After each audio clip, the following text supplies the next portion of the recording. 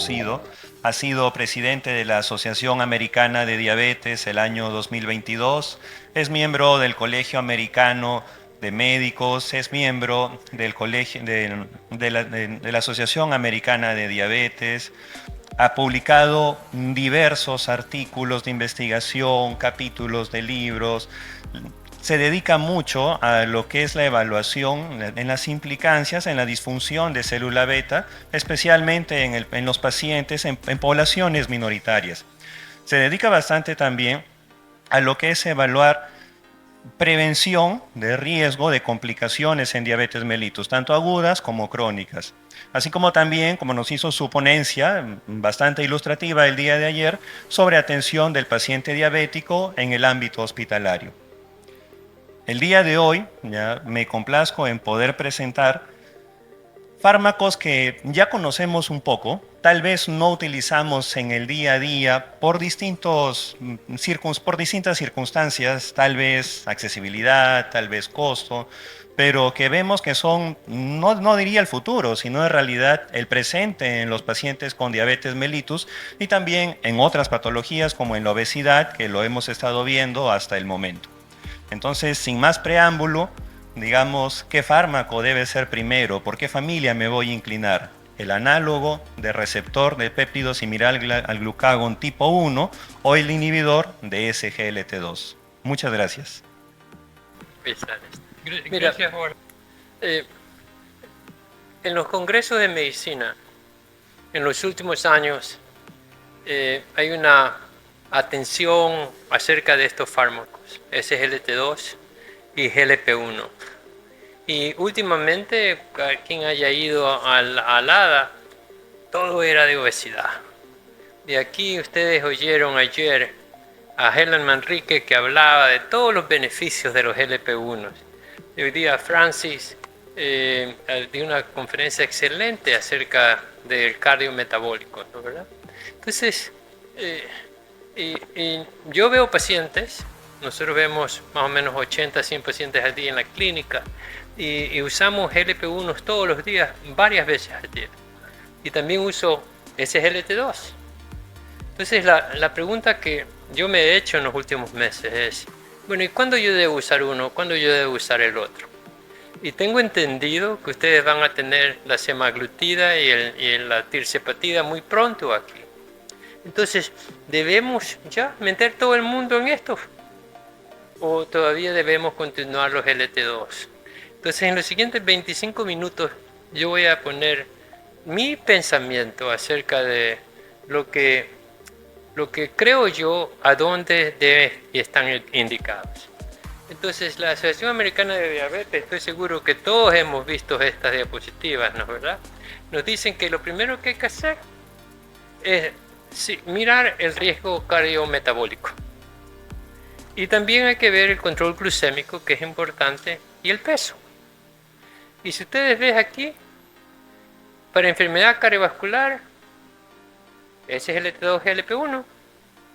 Insuficiencia renal crónica, SGLT2, GLP-1.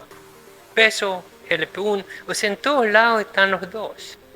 Entonces lo que yo voy a hacer con ustedes es darles mis vías en las diferentes cosas.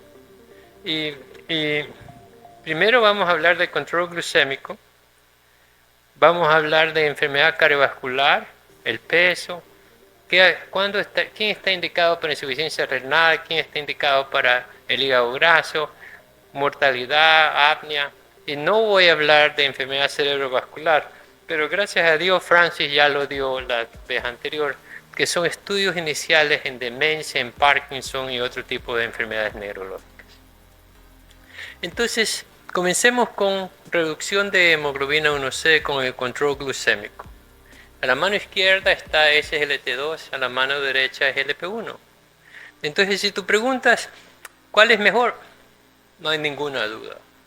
Los SGLT2 son sumamente efectivos, pero la reducción de hemoglobina 1C es bien poco, más o menos 0,5, 0,8, con muy buena suerte un 1%. Y los GLP-1 pues tienen una disminución más marcada, especialmente los últimos que ya Francis lo habló en antes, de semaglutide disminuye aproximadamente 2%. Hay estudios 1.8, 2.2 y la tirzepatide lo mismo, 1.8, 2, 2.5%. Entonces, si tú te preguntas para el control glucémico, compara un GLP-1 con un SGLT2, como los clínicos dicen, hands down, no ninguna duda que los GLP-1 son mejores. Cuando hablas de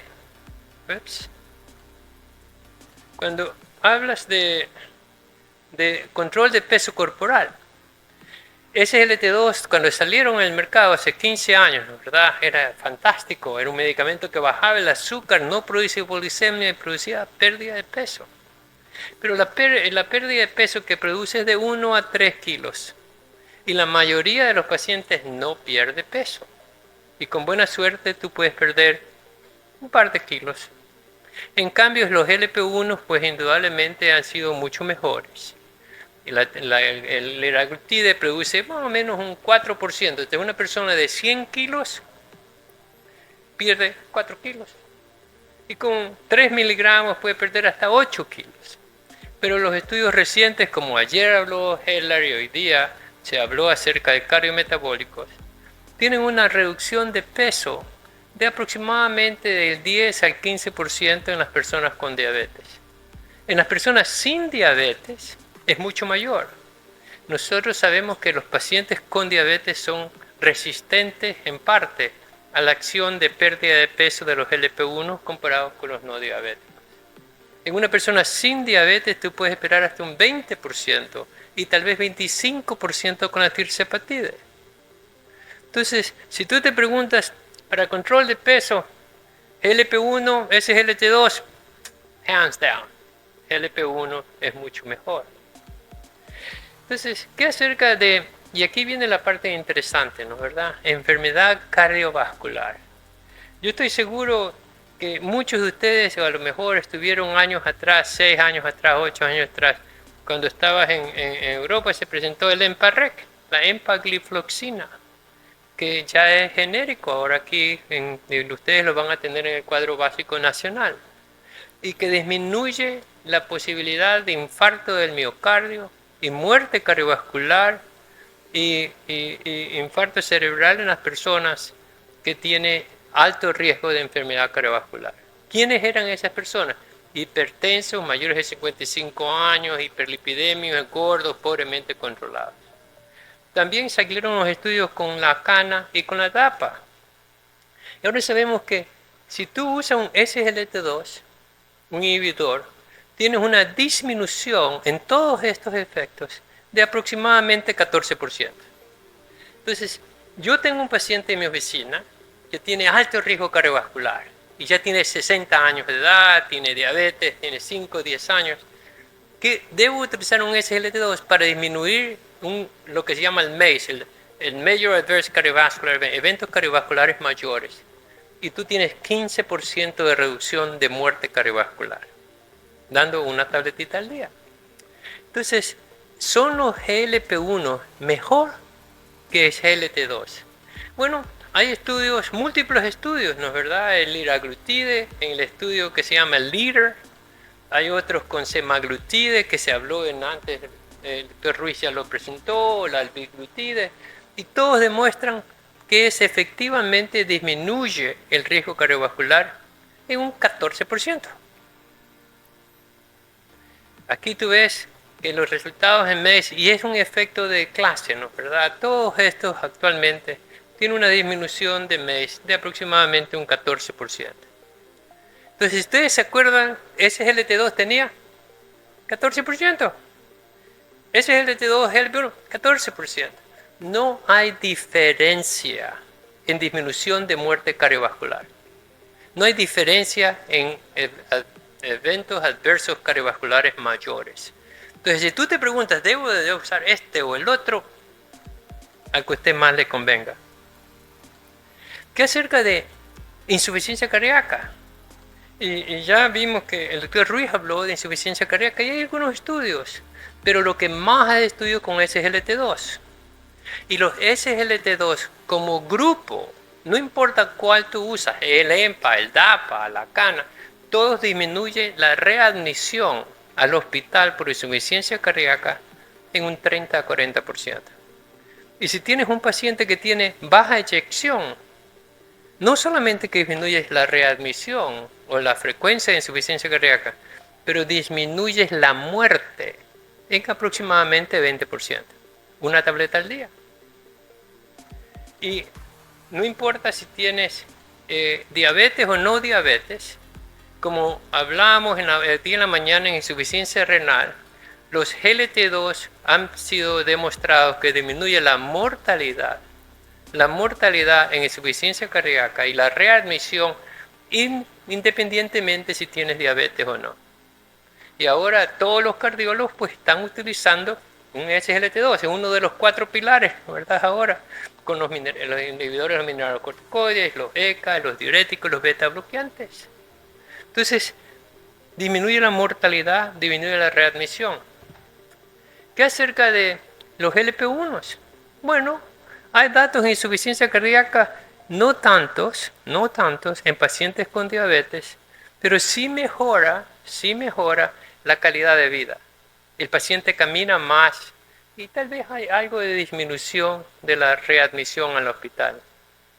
Pero en personas sin diabetes, no con diabetes, pero sin diabetes, la tirzepatida fue publicada hace unos 6 meses atrás en el New England, que disminuye la muerte cardiovascular. Ahora en el europeo se va a presentar el efecto de tirzepatide en efecto cardiovascular en mortalidad, ahora en septiembre, próximo mes. Ahora, entonces si tú te preguntas, si yo tengo un paciente que tiene insuficiencia cardíaca, ¿qué yo debo utilizar? ¿Debo utilizar un SGLT2 o debo utilizar un GLP-1 a los pacientes con insuficiencia cardíaca? La Asociación Americana de Diabetes nos dice, no hay la menor duda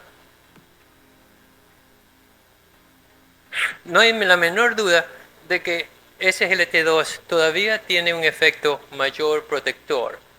Entonces la primera elección que tú vas a tener es un SGLT2. Pero en la tirzepatide aparentemente también funciona en personas sin diabetes y seguro lo va a funcionar en las personas con diabetes. Insuficiencia cardíaca, SGLT2. ¿Qué acerca de insuficiencia renal? ¿No es verdad? Ya hemos visto y se ha hablado en este curso acerca del GLP-1, de los SGLT2 insuficiencia renal. Esta diapositiva demuestra en la parte de abajo diferentes estudios con EMPA, CANA y DAPA, el efecto que tiene en la progresión de insuficiencia renal. Y este metaanálisis es hecho en más de 10.000 personas en un compuesto de diálisis, necesidad de diálisis, muerte renal, muerte cardiovascular. Y los SGLT2 disminuyen la muerte y la progresión de insuficiencia renal en un 30 a 40%. Una tableta al día. Y hay muchos metaanálisis que dicen más o menos lo mismo. Y disminuye la progresión de enfermedad renal en un metaanálisis de 13 estudios de aproximadamente 30 a 40%. Fantástico, ¿no es verdad? Una cosa es que le das a una persona que tiene albuminuria, disminuye la albuminuria, tiene la disminución de la tasa de filtrado glomerular, disminuye la progresión, disminuye la necesidad de diálisis, disminuye la muerte. Y lo mismo que se ve con insuficiencia cardíaca. No importa si tienes diabetes o no tienes diabetes. Aquí tú ves en la parte izquierda es el DAPA-CKD, en la parte derecha el EMPA-Kidney. 4.000 pacientes, 6.000 pacientes en total, más de 10.000 pacientes que demuestra que los SGLT2 disminuye la progresión y la muerte cardiovascular en pacientes con insuficiencia renal en pacientes con y sin diabetes. Entonces ahora sabemos que nuestros nefrólogos pues se los dan. ¿Tienes diabetes? Bien. ¿No tienes diabetes? También. Ya no es un medicamento de azúcar para los nefrólogos. Ya es un medicamento de azúcar para el cardiólogo con insuficiencia cardíaca. Es un medicamento protector cardiovascular y renal.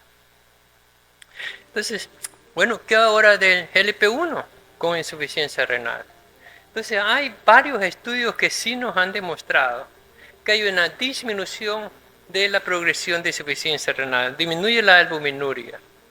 Pero todo cambia hasta este estudio publicado en junio del año pasado, que se llama FLOW, el estudio flujo.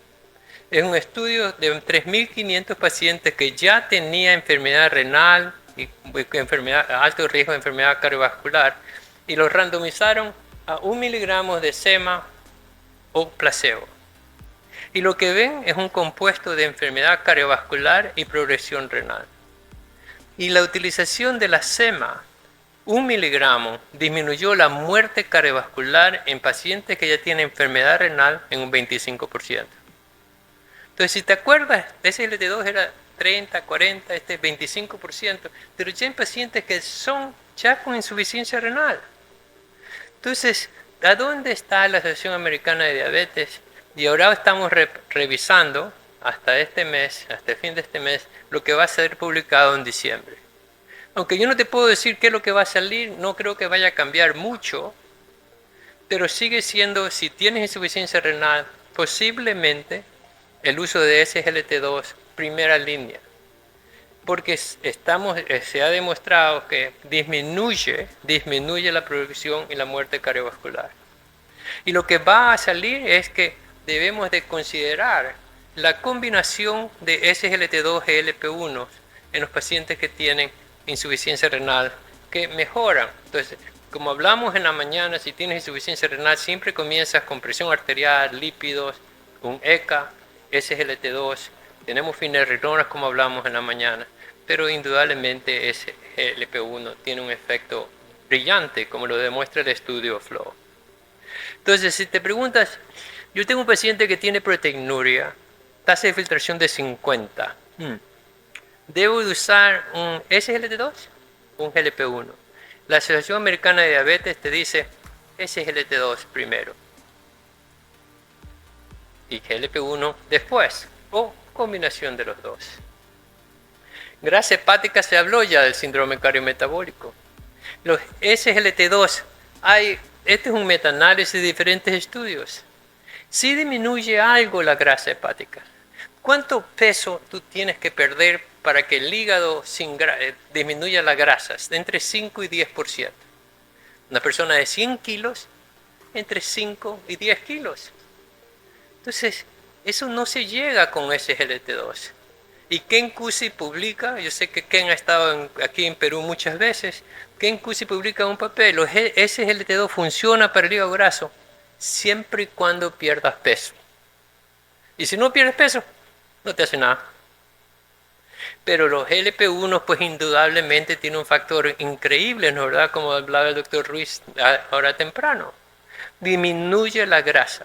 Pero no disminuye la grasa por un efecto directo, es un defecto para mí indirecto de pérdida de peso. Y ahora tenemos pues la semaglutida, el tirzepatide que te produce 10-15% de disminución de peso corporal, la grasa en el hígado se va. El estudio que fue presentado antes y ayer acerca de la dieta, ¿no es verdad? El estudio DIRECT de España, que tú puedes perder peso y la diabetes se va. Pues ellos demostraron que si tú pierdes peso con dieta, la grasa se va. La grasa en el hígado depende de la pérdida del peso. Y por supuesto, SGLT2 es débil, ¿no es verdad? Para perder de peso, GLP-1 es mejor. Y como ya lo habló Francis, pues hay ahora evidencia con la semaglutida y la tirzepatida que disminuye la inflamación y lo que se llama la esteatohepatitis debido al aumento de hígado graso.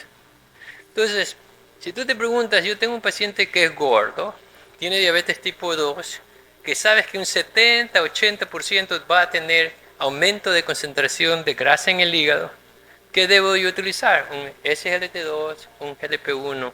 Indudablemente GLP-1 o el dual, el GIP-GLP-1, tiene muchísimo más efecto en el hígado. Y la otra cosa que últimamente ha sido publicado que tiene mucho auge es la apnea del sueño. Más o menos un 50% de las personas que tienen diabetes tipo 2, que tienen sobrepeso o obesidad, tienen muchos periodos de apnea o hipopnea. Y este fue un estudio muy interesante, no muy grande, pero eran personas que ya estaban con el CPAP, ¿no es verdad? O sin CPAP. Y el uso de tirzepatide con una disminución de peso corporal, la mano derecha, de aproximadamente un 18%. Estás hablando de 32, 34 libras después de un año con este medicamento.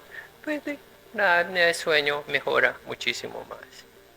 ¿Cuán bueno es la SGLT2 para la apnea del sueño? No es bueno, porque no pierde peso. Igual que el hígado graso, el apnea del sueño es peso dependiente. Entonces, yo soy médico por 40 años, ¿no es verdad? Y lo que yo trato de hacer es mejorar la sobrevida del paciente, disminuir la mortalidad. Entonces, si yo veo un paciente de alto riesgo, Dios, tiene enfermedad cardiovascular, renal, yo quiero que no te mueras. Debería utilizar un SGLT2 o un GLP-1. Y hay varios metaanálisis. Aquí muestro la mortalidad cardiovascular. No hay diferencia. Aquí hay toda mortalidad de cualquier cosa. No hay diferencia. Entonces, si tú quieres que tu paciente viva más, da exactamente igual para mí si tú utilizas un SGLT2 o un GLP-1. Entonces, bueno, esta enfermedad cardiovascular. Entonces, ¿qué acerca de acceso y costo? En los Estados Unidos más o menos cuesta entre 800 y 1.200 dólares al mes utilizar semaglutide o tirzepatide. Los seguros lo cubren, la mayoría de ellos, si tiene seguros.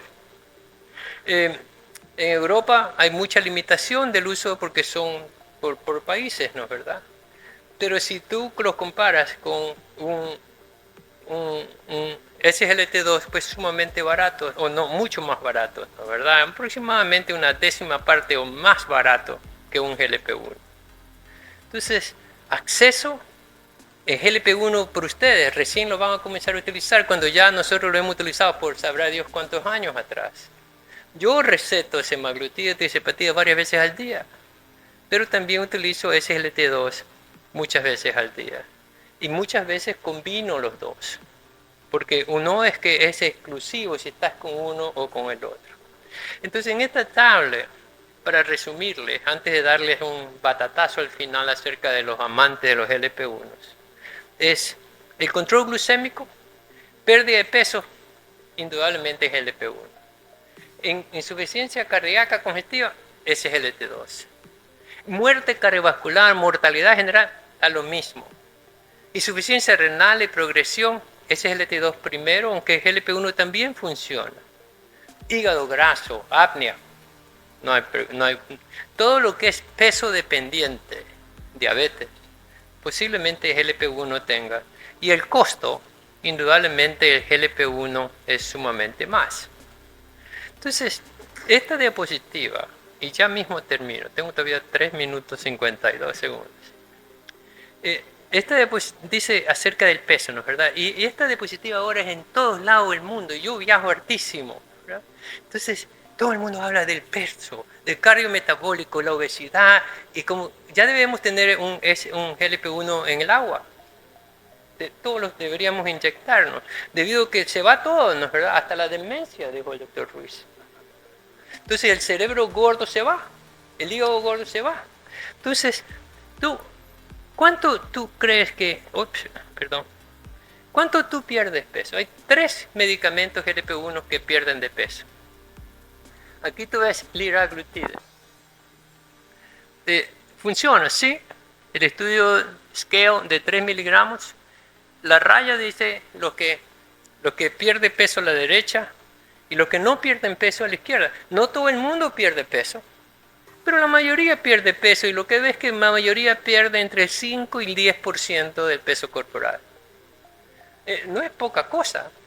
Si yo tengo más o menos 80 kilos, pues yo perdería 8 kilos. Son 20 libras promedio. Semaglutide, la mayoría pierde y el porcentaje de personas que pierden peso es mucho mayor y la tirzepatide un poquito mayor. Ahora, ¿es la tirzepatide mejor que la semaglutide? No lo sé. Porque el estudio que hay que comparan el tirzepatide con el semaglutide, tú usas tirzepatide 5, 10, 15 pero hace solamente 1 miligramo de semaglutida, no 2.4, no tenemos esos datos. Pero ambos producen una pérdida de peso sustancial. Yo creo que la tirzepatida tiene un beneficio adicional en la pérdida de peso. Pero aquí viene lo más importante. ¿Qué pasa si tú pierdes peso? Aquí lo ves que tú pierdes peso y lo dejas de tomar. 1 año después te has reganado el 70% del peso que perdiste. Yo tengo pacientes y hemos participado en múltiples estudios que han perdido 50, 60, 70, 80 libras en 1 año, año y medio. Y paras porque se fue el estudio y ya no tiene el dinero para comprarlo. Y 6 meses después han reganado y te preguntas, ¿y sigues comiendo? No, doctor. Yo me acuerdo que Arturo Roya, un gran amigo mío, decía que los obesos tienen amnesia de lo que comen. Algo sucede, que tú ganas el peso en una manera rapidísima. Y eso es importante. Cuando tú le vas a meter uno de estos medicamentos al paciente, tienes que decirles que si lo dejas de tomar, vas a ganar el peso de nuevo. Entonces, si es así, ¿no es verdad? ¿Qué pasa? ¿Cuánta gente lo continúa tomando? Esto es dato en estudios en los Estados Unidos, no en Latinoamérica, donde la gente va a gastar del bolsillo. 80% de la gente después de 1 o 2 años ya no lo toma. Y si es por obesidad, en la línea azul, creo, o negra, y la naranja es pacientes con diabetes. Después de 1 año, el 50% de las personas con diabetes ya no están con GLP-1. Y después de 2 años, un 65%. Y las personas sin diabetes por obesidad, el 60 o el 80% no lo toma. Entonces, bueno, ¿y por qué es eso? Bueno, en parte por el dinero, en parte es porque todo el mundo piensa que es una cosa mágica, te pones una inyección y ya, el peso se va. No, tiene que hacer dieta y ejercicio y comer bien, y ya vamos a hablar una diapositiva más que tengo. Y el paciente tiene que saber que si deja de tomar, sube. Y después de 1 año, no importa si haces cirugía bariátrica o con GLP-1, ya no pierdes más peso. Tú vas a tener y llegas a un plató y te quedas ahí, y puedes seguirlo, el precio abajo, si continúas el medicamento. Pero ya no es que te vas a, me voy a ir afuera. Entonces, uno viene y dice, a lo mejor es que el paciente tenía mucha expectativa, ¿no? Eso es. Bueno, eso ha sido estudiado. Este se llama el estudio de observación. ¿A dónde tú eres feliz? ¿Cuánto eres contento o descontento de acuerdo a la cantidad de peso que tú pareces? Entonces, una persona que es gordísima, ¿no? Como antes hablaban de entre gordo y gordísimo, ese espera perder 20 y 30% del peso corporal. Entonces, si tienes 300 libras, tú vas a perder 20%, ¿no es verdad? Sí, vas a perder 40 libras. De 300, 260. Pues sigue gordo. Entonces, los pacientes tienen que tener, y es, mira, yo uso todos los días estos medicamentos, pero tienes tú que enseñar al paciente lo que es la realidad, las expectativas de cada persona. No es que le vas a poner una inyección y ya vas a ser flaquito, nunca vas a ser flaco. Nunca vas a llegar al peso que tenías cuando tenías 18 años, cuando uno se miraba al espejo. No, eso ya no funciona. Pero hay que decirle al paciente que tú vas a perder 10, 20%, o sea, 20, 30, 40 libras de peso mientras los tomas el medicamento. Pero no es que te vas a llegar a 165 libras. Te vas a quedar en 180. Entonces, lo más importante para nosotros, o para mí que yo veo esto, es la nutrición. Yo no los veo por mí mismo, y yo lo veo con la dietista que trabaja conmigo. Porque es muy difícil que yo te pueda ver en 2 semanas o en 4 semanas, porque no hay appointment, no hay citas. Pero la dietista sí tiene citas, tu ayudante tiene citas. Entonces hay que tener nutrición y el paciente tiene que aprender a qué comer. Entonces la dietista te va a ayudar. Segundo, tienes que tener un alto contenido de proteínas. Todos los viejos como yo debemos de comer entre 1 a 1.5 gramos de proteína por kilo. Entonces yo tengo que comer entre 50 y 100 gramos de proteína todos los días. Y si yo estoy perdiendo peso, si yo no quiero recibir o desarrollar sarcopenia, yo tengo que comer más proteínas. Entonces tú le dices al paciente, ¿tienes que comer más proteínas? Ajá. Entonces le digo, sí, mira, una carne de este tamaño es 50 gramos. La dietista es la que te va a enseñar. Entonces yo creo que es sumamente importante que ustedes trabajen con una nutricionista cuando tengan un programa de intensivo de pérdida de peso. No solamente disminuir calorías, es proteínas, cambiar las grasas, cambiar las fibras. Entonces, ¿cuál es la realidad en los Estados Unidos con el uso de GLP-1, SGLT2? ¿Y cuál es la realidad en Europa? Esto es los Estados Unidos. Y aquí tú ves, en la línea verde, el uso de GLP-1 en los últimos 5 años o 3 años. En la línea naranja, eso es SGLT2. Ambos siguen para arriba. El GLP-1 tiene pero por un corto tiempo. El 80% lo deja de tomar. ¿Qué acerca de Europa? La verdad que es tal vez más parecido al mundo entero.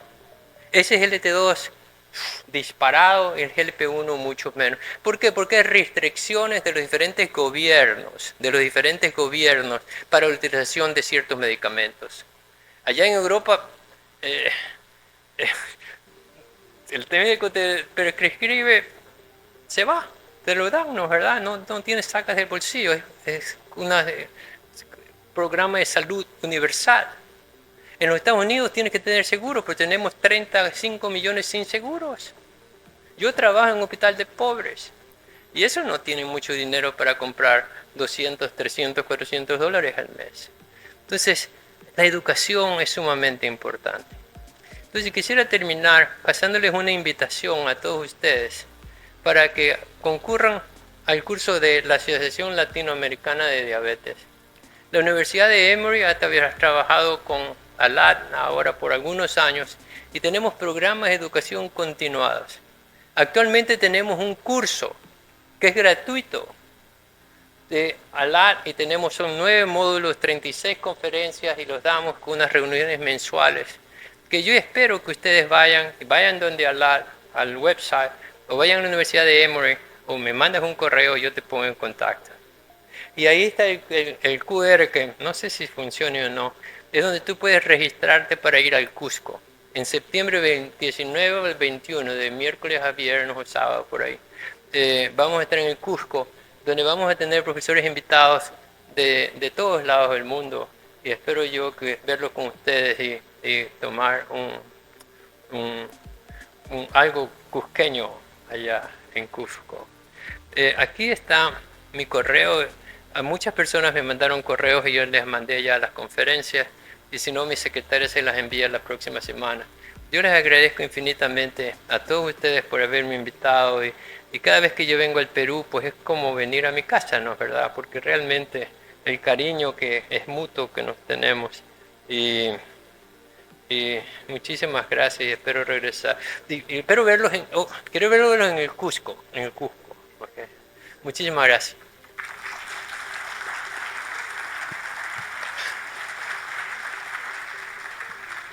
Muchas gracias, doctor Umpierres, por tan excelente ponencia.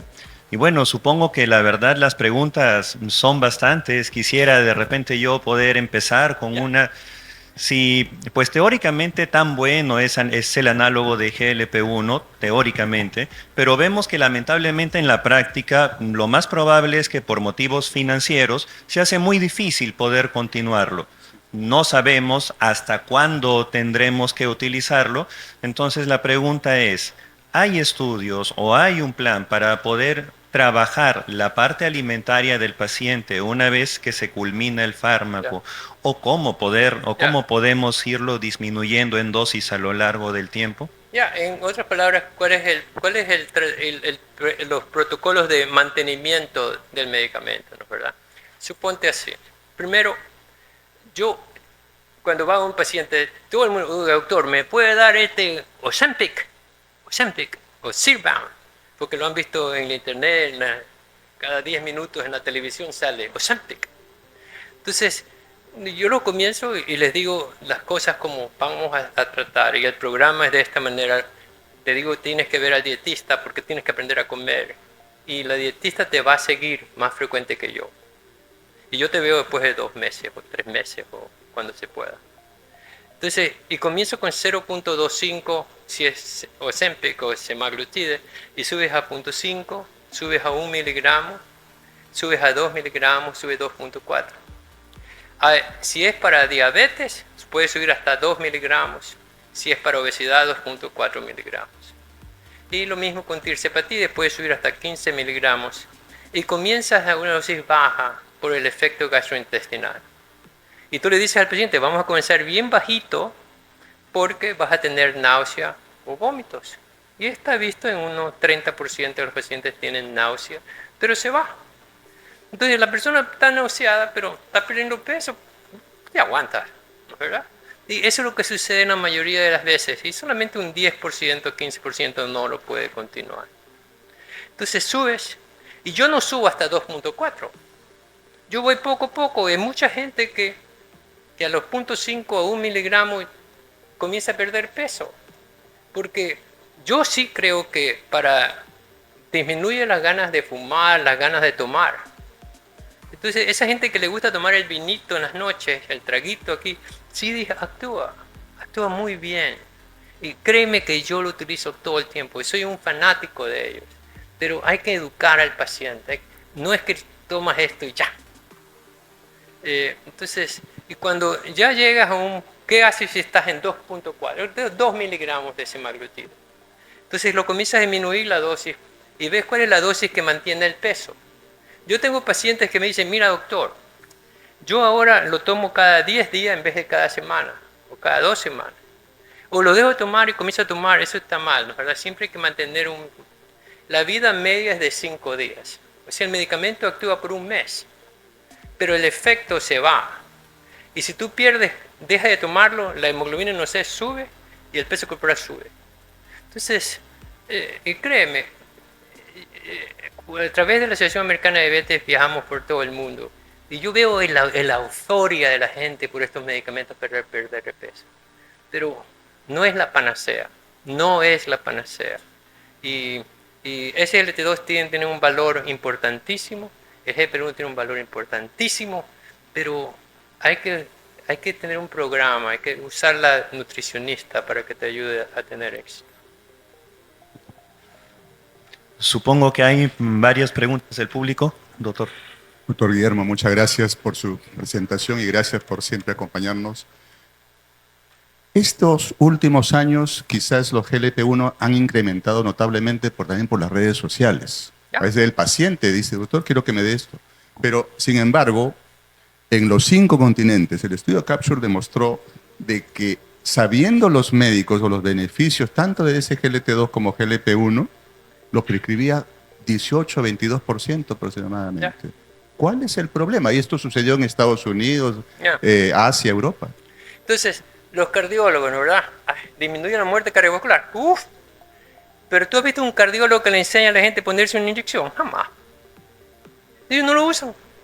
¿Cuándo has visto un cardiólogo prescribir insulina? No sé si hay algún cardiólogo, pero no existe eso.